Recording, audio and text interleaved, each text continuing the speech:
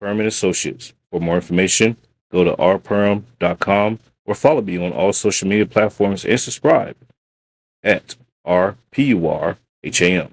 Thanks. See you over there.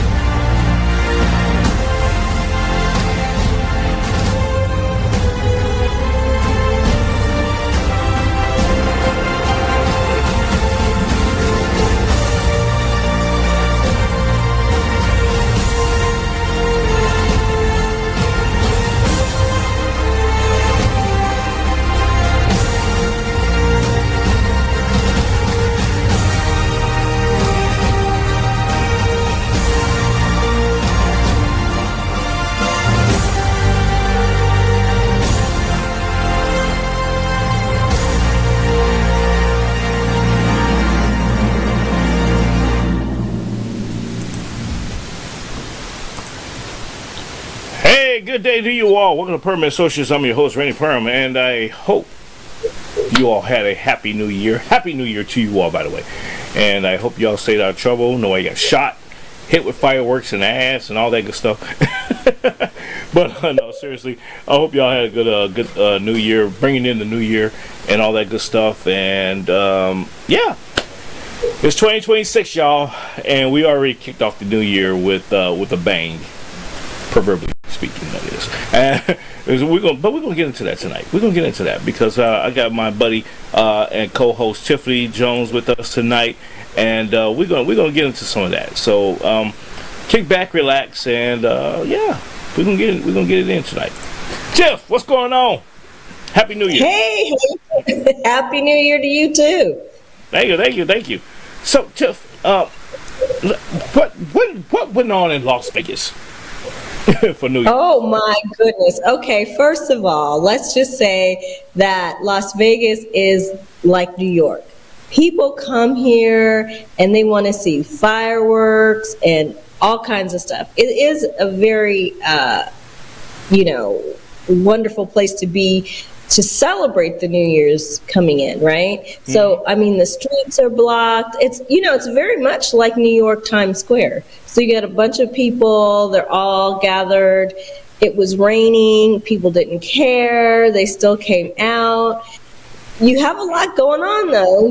The locals here don't typically go to the Strip to see any of the fireworks because you might have them in your own backyard with the other communities, the surrounding communities. And there's just a lot that goes on in that environment. Like somebody got stabbed last year, and so yeah. I'm not laughing at the misfortune. I'm just laughing at the. No, I know, but it's one of those things you like. Yeah. Damn, like really, we can't enjoy New Year's without getting shot, stabbed. But like I said, right, all that what you just said, and it happened. Shot with fireworks. So it's just one of those things. For my New Year's, and that's great. Las Vegas. I've seen, not in person, but I've seen on TV how Las Vegas bring in the New Year's, and it like to your point, it's very much akin to like New York, and I would say even in Austin here, New Year's they do a pretty good job, especially the locals. And ladies and gentlemen, for transparency, I'm not being racist or any of that. And if you think I am, I don't give a damn. But but I live in a Hispanic. I live in a Hispanic predominantly Hispanic community, right?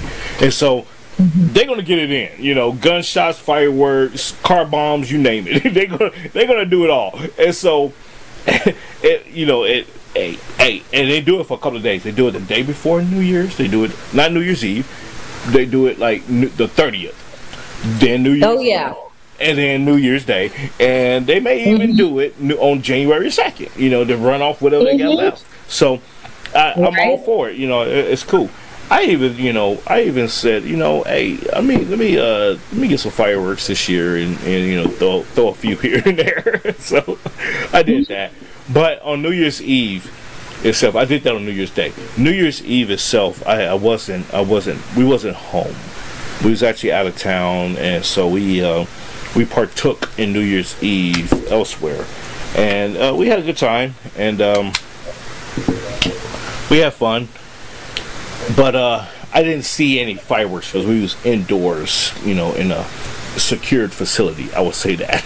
So we were, right. So we brought in New Year's that way. And like I said, it was great. We had a good time and came back home the next day. Traffic was pretty light coming back home, and so because everyone's hungover.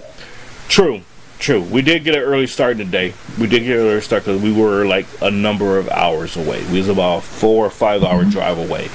So it was we got home early evening, late afternoon, depending on how you want to look at 4 or 5 p.m. But yeah, we got home about that time, and it was like, okay, yeah, all right. And so I sat out back and just tossed some fireworks.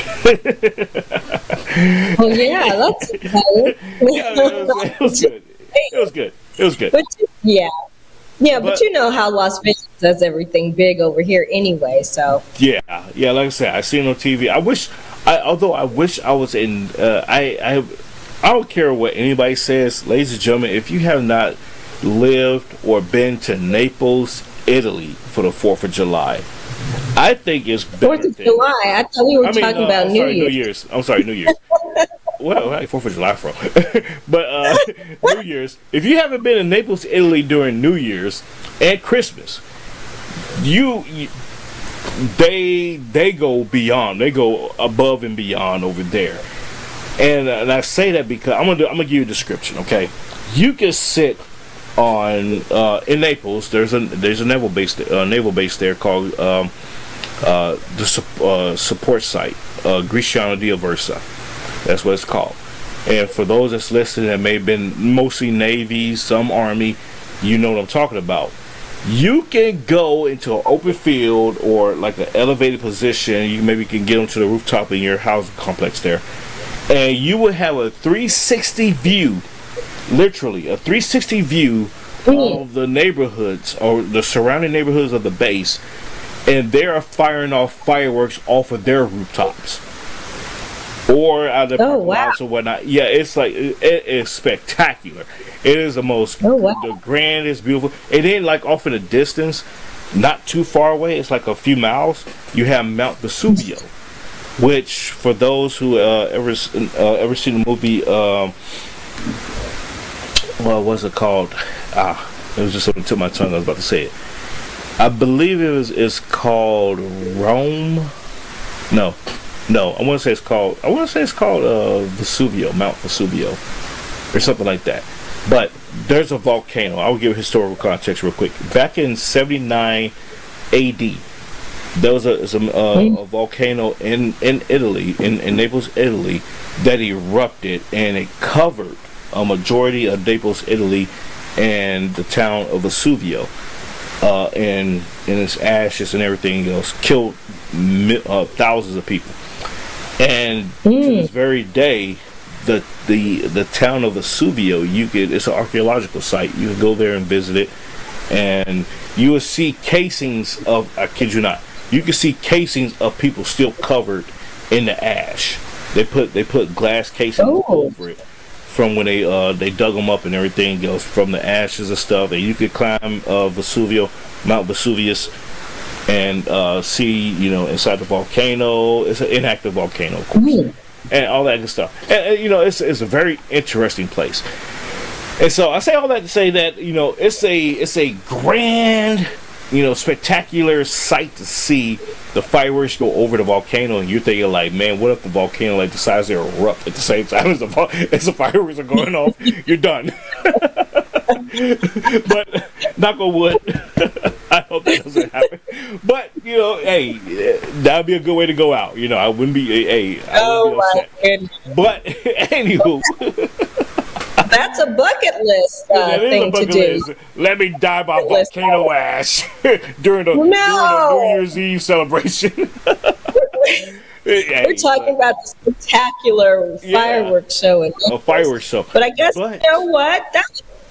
That would be a good New Year's resolution for if, you got to put it out there to make sure Yeah. you get something, right?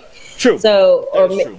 so it could be someone's New Year's resolution to go to Naples next year Yeah. to see, and or this year, excuse me, to see the fireworks. Yeah, and I highly encourage you folks. I mean, of course, granted, travel holiday season is always chaos no matter where you are. So I would encourage you to, if you can afford it, go a few days early and then plan to come back a few days after the fact, so that way you kind of miss that chaos a little bit. But yes, I highly encourage it to get out there if you can to see that, because like I said, it is a beautiful thing. Even if you're not able to get to the military base, like I said, Naples is it's a big city, yeah, but it's not that big to where you won't be able to enjoy that kind of scenery, anywhere in Naples. And I've been like in the inner city part and still seen 360 of fireworks. So like I said, everyone does it off of their roofs, in their parking lots and stuff like that. And they're not like no BS fireworks show at that. So it's like, oh, I know. No, I mean, I know that. It's like, man, they put some money into this, type of thing. So it's great stuff. It's great stuff. But to your point about resolutions, I given up. Me personally, I given up on New Year's ago. I said, why? Because I'm gonna tell you why. Because there's no point in setting a goal for the new year, quote unquote, here, ladies and gentlemen, that's listening. There's no point for me, anyways. It could be for you, others. I get it. That I'm gonna, on this day, on January 1st, I'm gonna start this for the year. It's like, and then you get a couple months into it, and then you lose that habit. So you're talking about people who start exercise regimes and right, they start and they don't go anymore after 2 months. Okay, I get it. Yes. So I live in a, ladies and gentlemen, for transparency here, I live in an apartment complex, right? And so the gym is literally, I kid you not, literally, I can walk across a street, like across the street.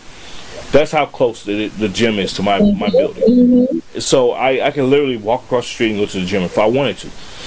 I don't bother, because number one, it's like always packed, and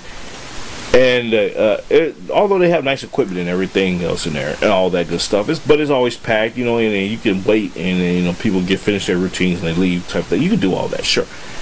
But I just know that January 1st and July 1st or June 1st, depending on how you celebrate your summer.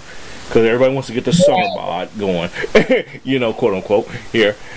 So those are the 2 time periods of the year that people want to pack the gym and work out. Yeah, but that's springtime. For the summer body, you start in spring. You're not starting. Some do. Yes, but some start like right at like the summer, like June. Like I said, June, July. So they can tone up. They may be toned up, so they don't require as much work. But you're right. In the springtime they want to start. So you say March, April window, but Texas is summer all year long. Like I said, today I was out, door knocking with one of my candidates, and it was when we started, it was kind of cool. That was 11:30.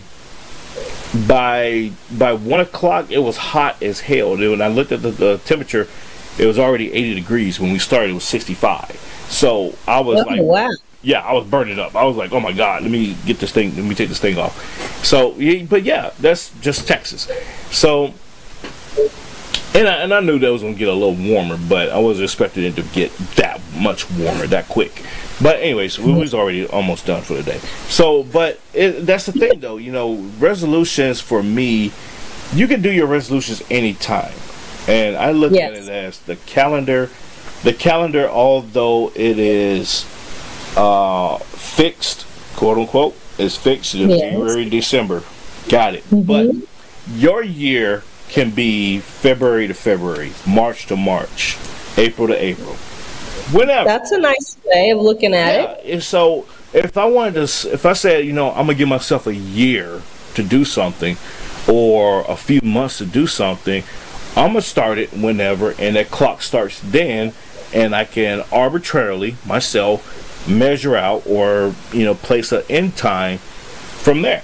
I don't have to do it on January 1st, type of thing. So that's just I don't know, maybe that's the age thing with me, but that's how I just see things now. It's just like, man, I'm not setting any resolutions. If I want to do something, if something comes in mind that I want to set a goal for, I'm just going to do it and see what happens.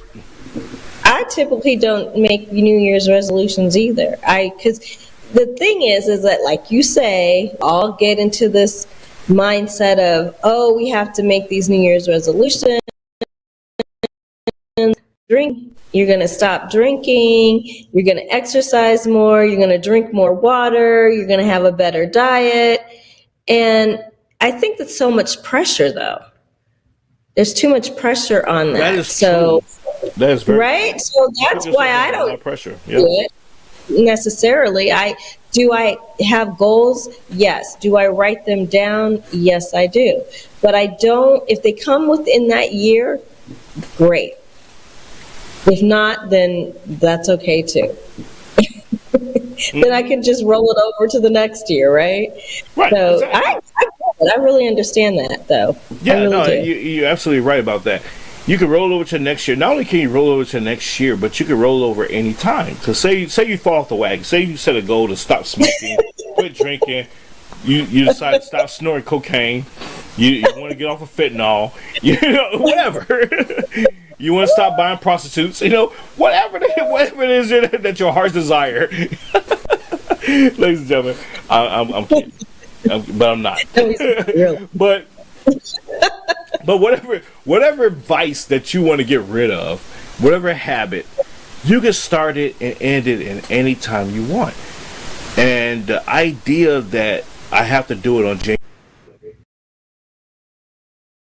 1st, my start date, and I'm going to go forever from there. It's like you're lying to yourself. You're putting yourself under pressure, number one. Number two, you're arbitrarily fixing yourself to a time and space that is once again arbitrary.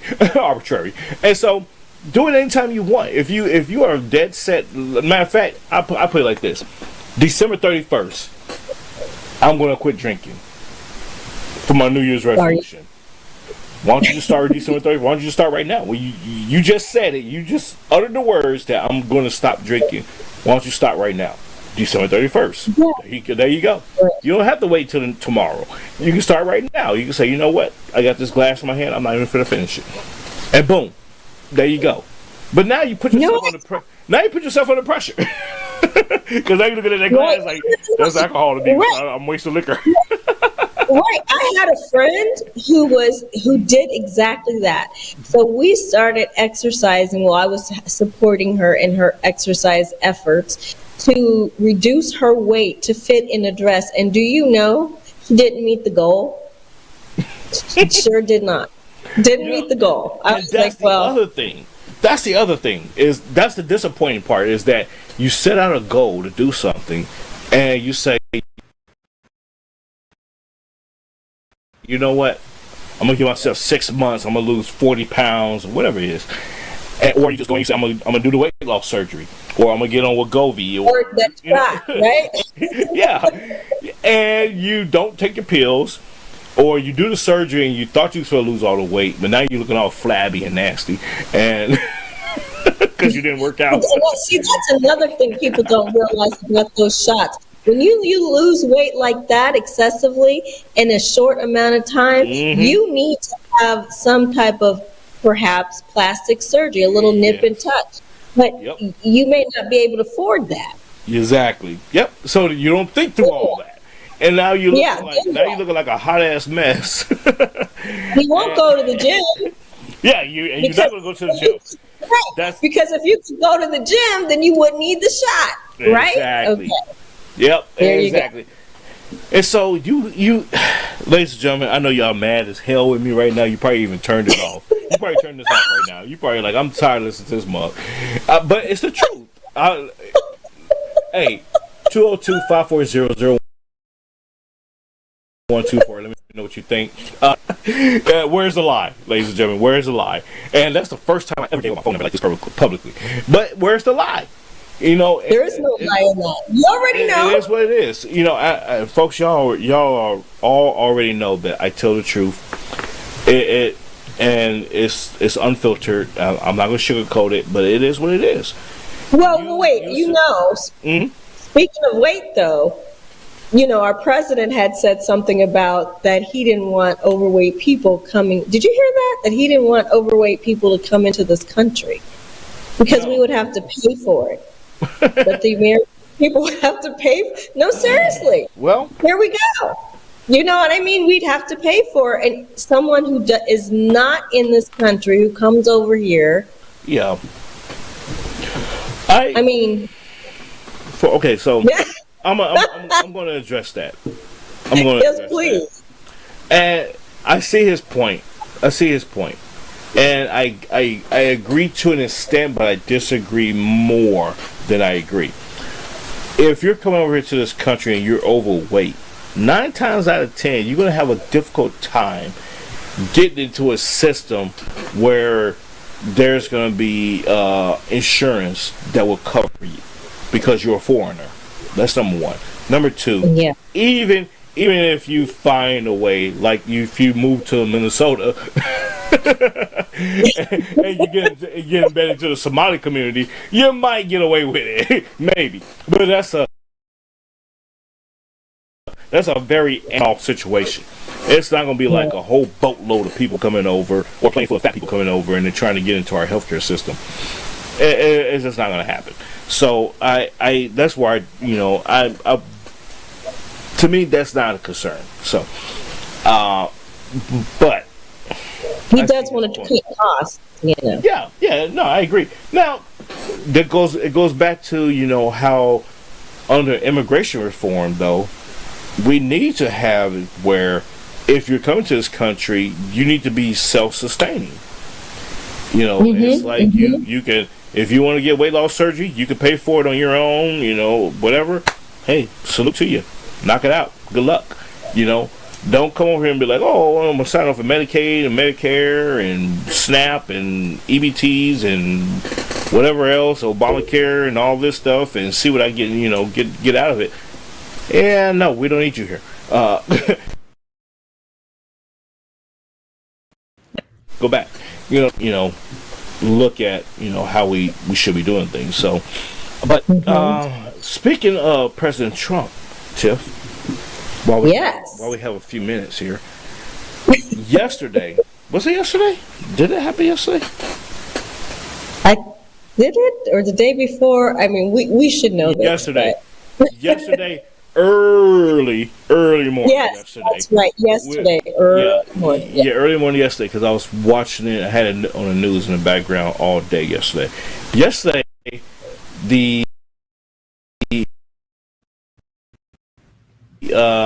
legitimately the president, but I would, for the sake of argument, I know everybody's like, Venezuelan president Nicolas Maduro was snatched up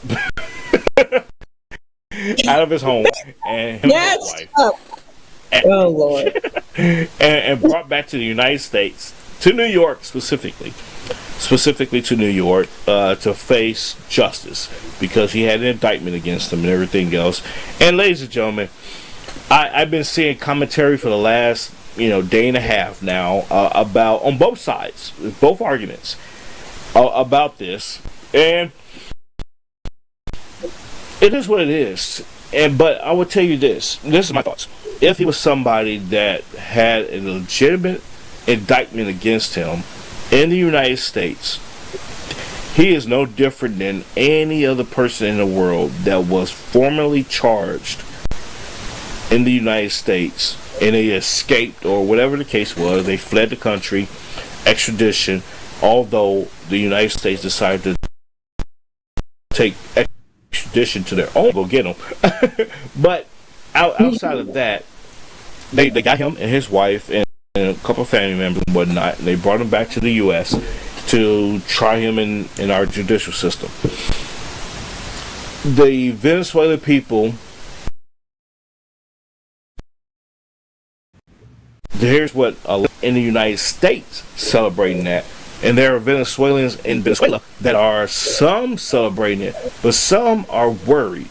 Some are nervous about this because there is now this power vacuum and a uncertainty of how the country is going to, where the country is going to go.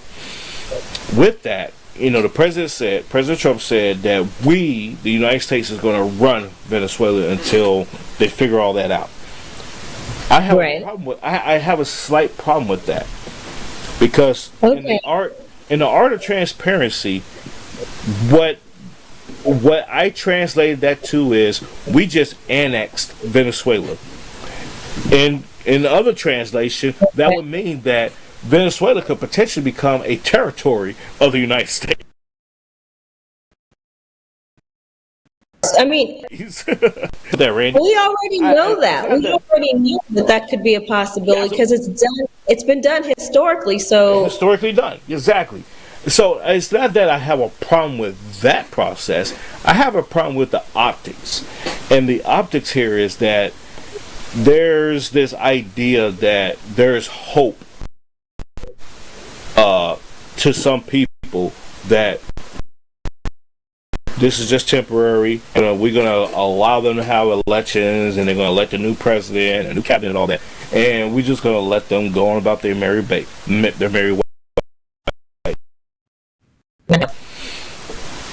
That I don't think that's going to happen. The truth, and it's not going to happen. And here's why. He's already signaling to these oil companies, you go in there, rebuild the infrastructure. That's going to take some years by itself. And no matter what puppet regime, because that's what it's going to be, if they're going to be in the beck and call and not be actually a sovereign nation, they're going to be at the beck and call of the U.S. government, no matter who's the president, but they're going to be under the direction of the United States. You're a territory guy. One way, no matter how you want to look at it, no matter how you want to slice that cheese, because that we're putting in the money, we're putting in the infrastructure, we're putting in everything, our assets into this country. Guess what, ladies and gentlemen, get your passports ready. You can go get you a nice beachfront property in Venezuela, dirt cheap right now. I'm telling you, because that's what's going to happen. And so, but a lot of people are buzzing around that and not talking about that, because that's what's going to happen. Period. The end. Well, what anyone says.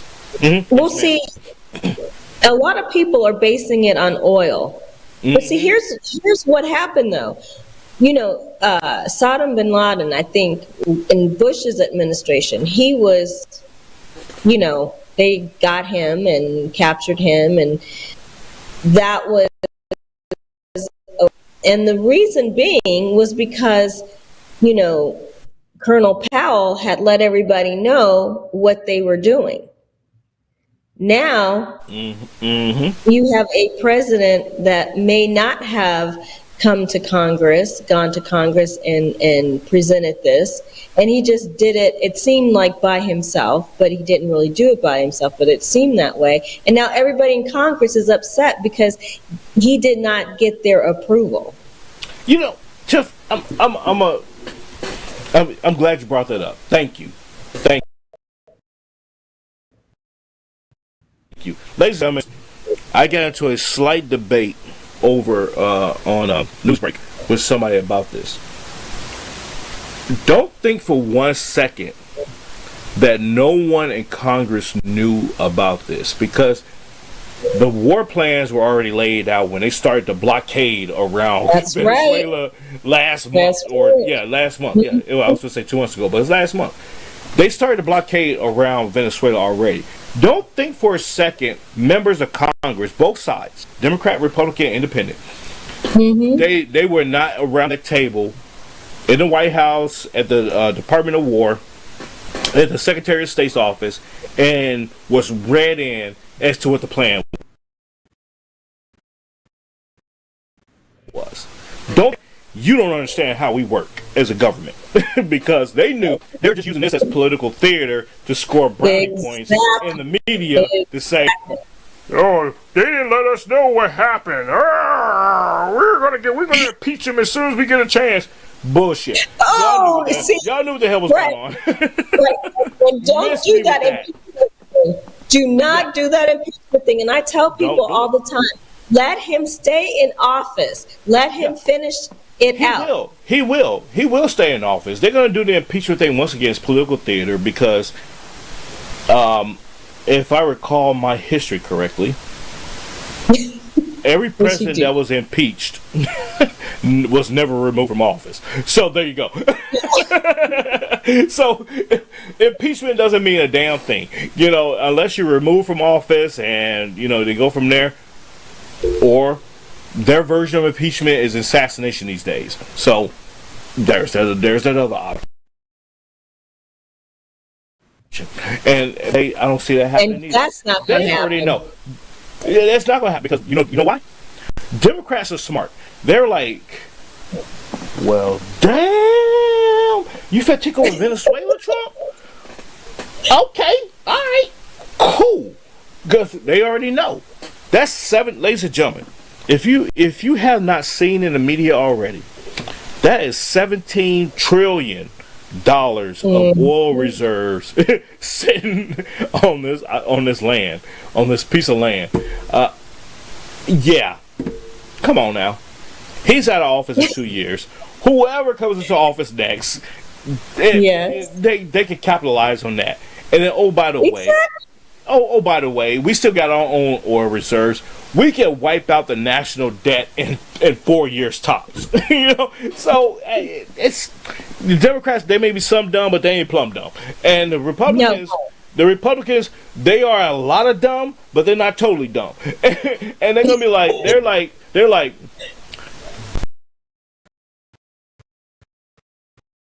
The whole cabinet is on board. The cabinet and the other branches, the judicial branch and the legislative branch, they're on board with this. Trust me, ladies and gentlemen, believe you me.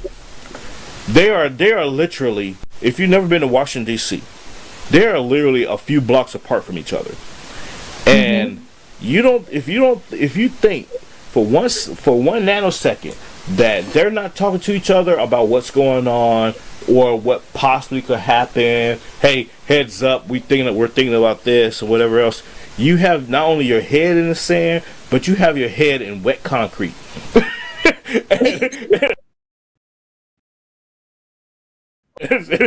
So it is what it is. I've never heard that. So you have your head in concrete. Never heard that. I just made it up. but that's what it is. You have your head in wet concrete, and you're like, okay, they're unilaterally. The United States just unilaterally just took over Venezuela. Yeah, who's gonna stop us? Let's be real. Nobody. And here's the kicker. China had a delegation there when it happened. So it was like a don't think for 1 second that China did not know that, don't think that the United States did not know that China was going to be there during that time. That was a signal to China, like, you can FAFO if you want to. We would do this to you too. And Putin is sitting over in Russia like, son of a bitch. Because Venezuela, ladies and gentlemen, if you don't, it was a supplier to China and Russia for oil. That's why it was a blockade that went on to block them from sending oil to these two countries. Trump is trying to negotiate, hey, cut your BS with Ukraine, Russia. Otherwise, you're going to really be in destitution. Hey, China, these are the things that you need to be doing. Buy these soybeans, buy this, buy that, because you need oil, this and the other, or you're going to have to come to us for the oil. And you don't want to come to us for the oil because we're going to charge you a little bit more. Because, oh, by the way, these tariffs, yeah, they're kicking your ass right now, ain't they? So you might want to play ball, bro. Look, President Purham is not President Purham, y'all. I'm not giving these plans to anybody. I'm just telling you how I would do it. As we're on the show, you're not giving them to anybody. I'm not because they're already doing it. They're doing exactly what it is that I would be doing. But that's what's going on right now, and that's the crazy thing. Hold on one second. Yeah. I'm getting a text message. Want to make sure. Okay, good. All right, never mind. So, folks, I can't make this stuff up. Even if I had the ingenious idea to make this stuff up, it wouldn't come out this way. This is what's going on right now. Venezuela is now potentially a territory of the United States, and here's the second and third order effects to that. Not only do we have now 17 or upwards of, because inflation, price changes, and all that.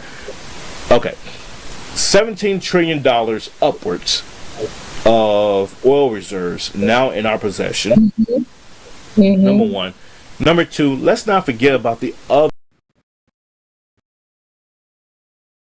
natural, because they're not just. It's not just oil. So they have other things. They have produce. They have farming. They have drugs. At the end of the day, you have that, and that was en route to Colombia. Yes. So they were responsible. They assisted.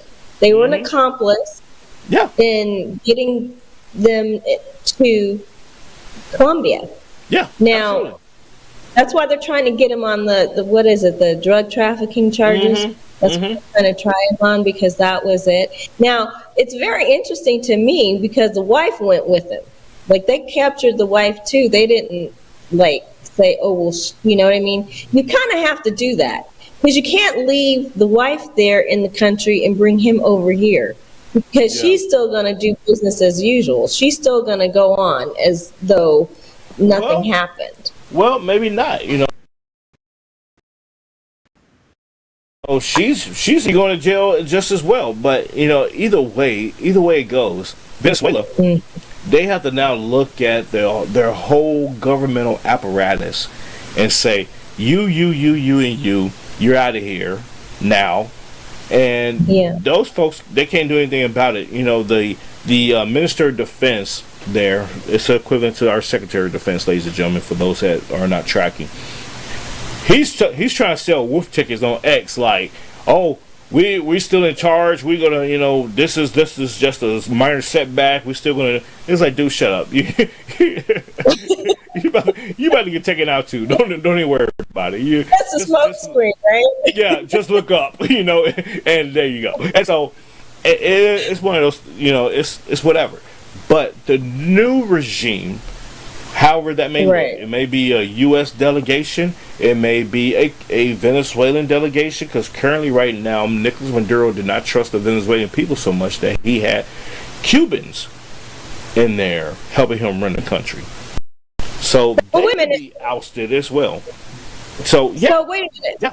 We also have the people, not saying that it's all about oil. We have other people that are saying that, this was a good move because he was a defective president. Like, he was not for the people, and he was, and the country is better off for that. Yeah. And okay, so I'm gonna give everybody another quick history lesson here. Think about Libya, ladies and gentlemen. 2000 and hold on, give me a second. 2011. Yes. 2000. Muammar Gaddafi. Yep. He ran that country since 1969, ladies and gentlemen. He wasn't a president. He didn't give himself any special title like that. He was just the head of the revolution in Libya. Exactly. And the threat perceived by the United States and NATO was that he was going to disrupt the global currency system with the introduction of the fiat currency system, basically money backed by gold. Now, here's the other kicker. The gold standard, the United States under Richard Nixon, the Nixon administration, was we came off of the gold standard in 1972. So to say that our currency will be backed by gold was gonna kill our economy. But other countries around the world was like, we like that idea. We need to have some kind of system to where if the dollar, and this was to regulate, not the U.S. dollar necessarily, ladies and gentlemen, but we need something to regulate the fluctuation of currencies, because you do currency exchanges in different countries. You may get this amount for this amount, type of thing and whatnot. But to stabilize that and to say that it's backed by gold, it says that said a lot. One country can't get over on the other country when it came to exchanging money. And so no one liked that idea. Now keep in mind, ladies and gentlemen, at the time NATO had 27 countries under its belt. And you got the African Union, which is a majority of the African countries, and Libya is in Africa.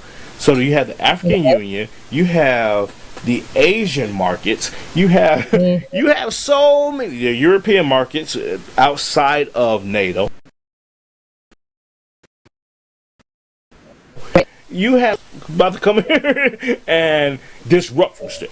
So we're going to create a civil war in Libya, because mind you, he was president, he was the head of state. I'll just put it like that.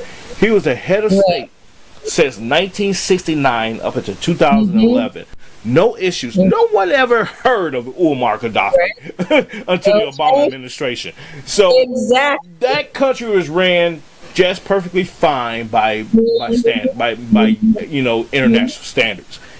Yeah. And all of a sudden he said, "Hey, this is what we're going to do.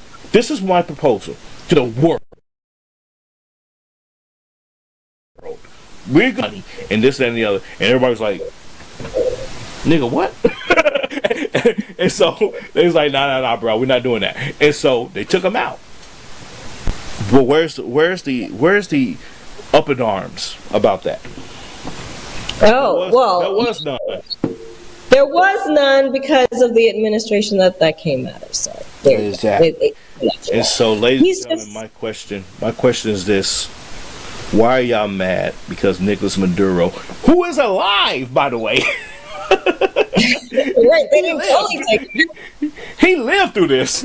Why are y'all mad that they took him out of power when y'all wasn't mad about Gaddafi? Oh, by the way, Saddam Hussein. Oh, that's what who I was going to bring up too, Saddam Hussein. Go ahead, man. You take the floor. You can I was going to say the same thing. It's like no one gets upset about these other people that have been captured in other administrations. But I think, and I firmly believe, do not this president succeed. They do not want to have him succeed because he's coming in just calling all the shots. And I understand you have to work with Congress, but sometimes you don't get all the approval from Congress, and it takes a little time and it takes, a little diplomacy, if you will, that he may or may not have, however you think. And the job doesn't get done, but it's time sensitive. These are time sensitive issues. And he feels that he has to make judgment calls or he has to do executive orders. And right now, our economy and everything is where it is because we need to make different decisions. Now, I can't wait to see what the stock market's going to that. That's going to be interesting. Oh yeah, absolutely. Ladies and gentlemen, if you are an investor, novice, whatever I would pronounce that, investor, and you never played in the stock market before, I highly encourage you to start learning tonight and get into it and start paying attention to it, looking at the commodities market. The commodities market, your oil, your soybeans, your grains, all that. Start looking at that. You're going to start seeing the uptick. And then there's these biotech companies, these small microchip companies and everything. Start the penny stock. So that's what we calling it that. Guarantee you, you're gonna thank me, and I want 10%. Right? The AI companies, they make billionaires in this. Billionaires, not billionaires, but not billionaires. Billionaires, yes. People have to wake up. Don't be afraid of AI. And a lot of people today are afraid of AI because they feel like it's going to take their job. It's going to do whatever it's going to do. But as things change and we evolve into a better society and a better country, you just have to know that that's going to happen, and it's not all bad. But every time they introduce something in this country, it's all the doom and gloom. Let's take pork, for example. Remember, pork was not good and you couldn't eat pork, and then all of a sudden you guys said that the pork was bad and you shouldn't be eating bacon and you shouldn't be doing all these. Even eggs are bad for a little bit. So we always introduce the bad and the negative before we can truly regulate this. So, ladies and gentlemen, it's all about regulation, even in Bitcoin or crypto. Once we regulate it where it makes sense, where this country can make some money, because the digital system, I guarantee you, is already in place. That platform is already around the world. Running. Yeah, it is. Up and running. You're right. Up and running. Tiff. So don't be afraid of the change. Just embrace the change and understand. If you've been talking about your kinds of stuff, so what's going to happen? Inevitably, you won't have the job, and then AI might come and replace you. But you've been talking about it and complaining for so many years, which you don't want to do. And you're not staying up on your craft to make yourself relevant. Yeah, right. You know what I'm saying? Okay, so I'm looking at something right now, ladies and gentlemen. I'm not gonna say it's breaking news because it was apparently reported 6 hours ago, but this is I was saying about Venezuela. Kristi Noem made the announcement, ladies and gentlemen, for you that don't know who Kristi Noem is, she is the Homeland Security Secretary. She made the announcement that Venezuelans under the temporary protected status can apply for refugee status to the United States. That's huge. That's huge, ladies and gentlemen, because that's what they're saying is that Venezuelans, whether they're there or here, can now change their status of application to come to this country.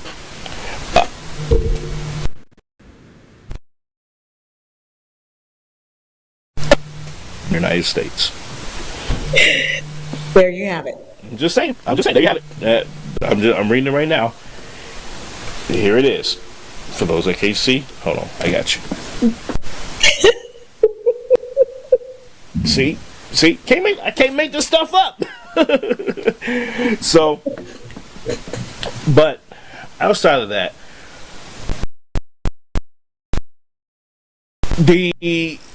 and folks, don't think that you can't. I think definitely we just opened up a apparatus. We just opened up a door to talk about investments for our next series.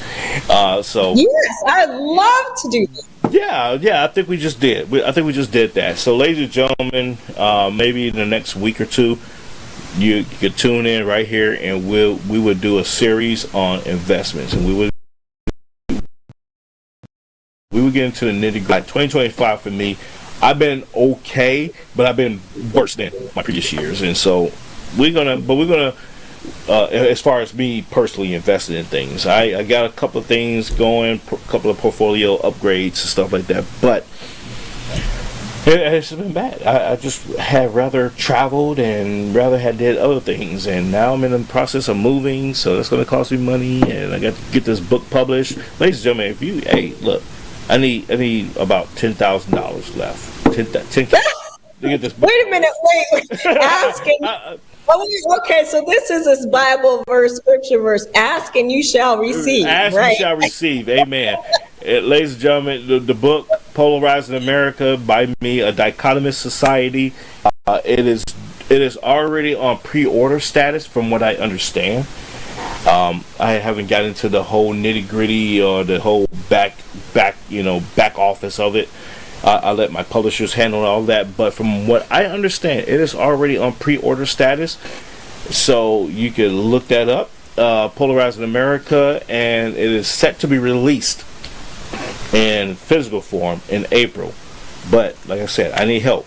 Paying for all that, plus the travel, the booking fees for promotions and all. I need y'all help, y'all. So Well, okay. I need y'all. I got a lot of financial commitments going on in my life right now, and so I need a little bit of help right now, just a little bit, to get this out there.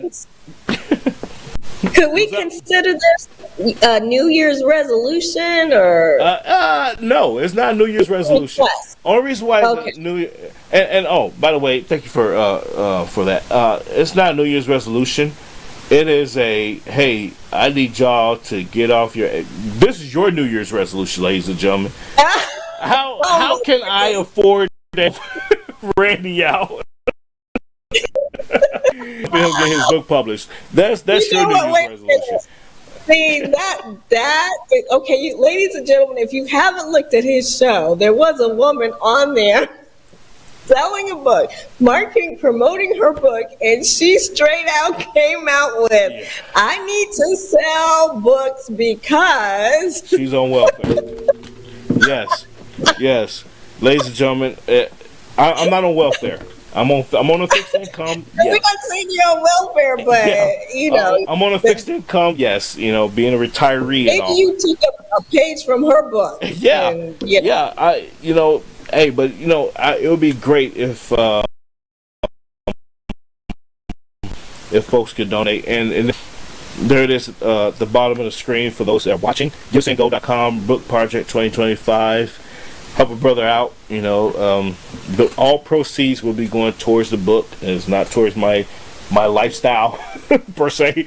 It's going towards the book solely. So I appreciate y'all on that. But anyways, let me get off of that. So I just want to give that plug real quick. So Tim, you have to. You have to. I got to. It's 2026. It's 2026. Yeah. I got a few months to get. I gotta get hot. So, that's right. Seriously, ladies and gentlemen, tonight, we got into a lot of stuff. We talked about a lot of things. Some of which actually you will be seeing come to fruition over the next short period of time. I'm not gonna put a timestamp on it, but a short period of time, you're gonna see a lot of this come to fruition, and so. I highly encourage you all to pay attention. Like I said, Tiffany and I, we just hatched this egg on talking about investments. We'll work behind the scenes to get that put together for you all, and bring some smoke. And Let the Truth Be Told Network. Download the app. You can go to your Apple Store, your Roku. Your Apple Store, your Android Store, or Google Play Store. Download the app. That way you can watch on the go, listen to our shows on the go, not just mine, but the other hosts that's on here. Pastor Lowry, Lucretia Hughes. We got a plethora of people on there you can check out. So I'm doing a lot of promotions and hookups tonight. It's 2026. It's a year. Yeah, it's 2026. It's the year of the promotions. How about that? So no, it's the year of what we used to call housekeeping, because on my show, I did housekeeping. I always did the housekeeping or very seldom. It's sporadic. It was always sporadic on my show. I would do housekeeping before the show, sometimes after, sometimes not at all. But we need to be consistent in this year, and this is what we're doing. It's just called housekeeping because guess what? When you tune into major networks, they do the same thing. Absolutely. They do. They do. What we call it is paying the bills. You know, it's right. They call it paying the bills too.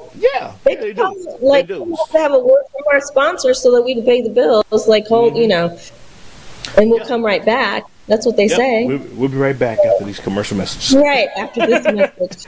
Yeah, and they're paying the bill. And speaking of which, ladies and gentlemen, if you would like to advertise on this show, there is a spectacular advertising package that we will offer you, or I will offer you, and we will get that going as well. I know my format seems like there's not room for advertising, but I will. If you want to advertise, I will get you in there, and we go from there and get your business out there into the etherverse, as I call it. And you never know what kind of business you would get. You know, you might. No, that is so true. And let me just tell you, as a business consultant, marketing and exposure is key. And if you can do that, you know, the place is, you know, what shall I say? I think do that. How else is anybody going to know about you? You know, so it could be international. It could be you could be a small little bakery in Timbuktu. And you be a smaller bakery and no one ever heard of you, you know, USA, and you advertise on this show, which is it is an international audience, ladies and gentlemen, believe it or not. Yeah. It is an international audience. And somebody over in Belgium, which I do have a small audience, believe it or not, in Belgium, through my Substack. It's crazy. But somebody in Belgium might see that and say, you know what? I wanna try that. I wanna order that. And they reach and you be mad as hell because you got to pay the taxes and the import tax and all that. And you be like, but you got some business out of Belgium, so now you can say you are an international shipping company. There you go. So it's what it is. You're welcome. Important. And it is important, and I do that. You know, there are various ways, and Randy, whether they come on with a little infomercial or you say it or whatever. Oh yeah, like the pillow guy. You promoted the pillow guy. What's his name, Mr. Pillow? I forget. Mike Lindell. See? There you go. Hey, sir. I'm promoting you. He's running for governor out of Minnesota right now as well. So. I'm gonna shoot him a text. That's his book, ladies and gentlemen. You can check out his book. It's actually a really good book.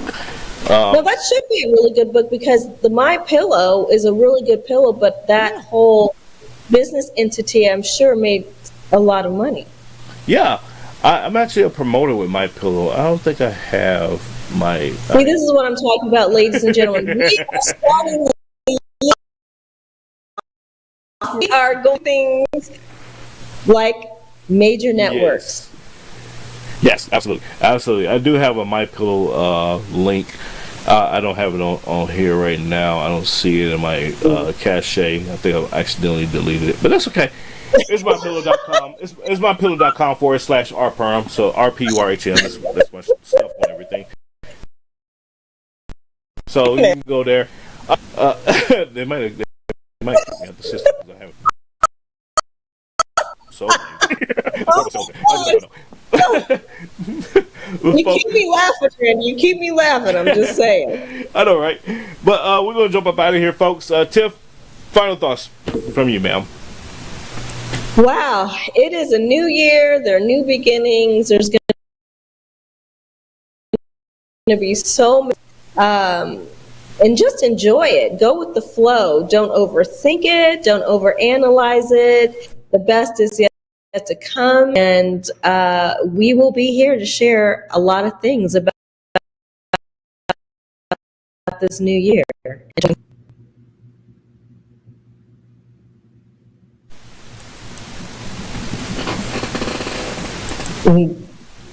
So that's what I have for 26. I think it'll be great. Yeah, no, absolutely. I do too. I think 2026 is going to be a bang muck 'em up year. I'm looking forward to it. So ladies and gentlemen, I don't have much of anything else. I'll be back here tomorrow sometime, and I will see you next week or so. Get ready to kick off the now we put it out there. Now we got to do it. So we're going to do the investment series. Right, we're going to do it, and then I'll talk to you a little bit more about that. My idea? Absolutely. Right. Yeah, okay. Absolutely. Yep. All right, ladies and gentlemen, I will talk to y'all. I'll talk to you soon. Thank you so much, and be safe out there. And thank you. Yeah, absolutely, ladies and gentlemen. Tiffani Jones. Look, we got it in tonight a little bit. Having some fun and talking about some very important topics. What's going on over in Venezuela and the investment markets, the implications behind that, New Year's resolutions, and the New Year itself. So, yeah, but like I said, and we'll keep it locked right here. And like I said, check out the Let the Truth Be or network and download that so you can catch all of our shows. And like I said, you can support us, donate to us, and whatnot as we kick things off in 2026. So with that being said, folks, I will catch you all mañana. Ciao. Tschüss. Auf Wiedersehen. Sayonara. All that good stuff, y'all. Later. Be safe. I hope you enjoyed today's program. You can follow, like, share, subscribe on Spotify, Substack, YouTube, Facebook, and your news. And also, you can download Let the Truth Be Told app on your favorite streaming platforms, such as Fire Stick, Apple TV, and Roku. Take care. God bless.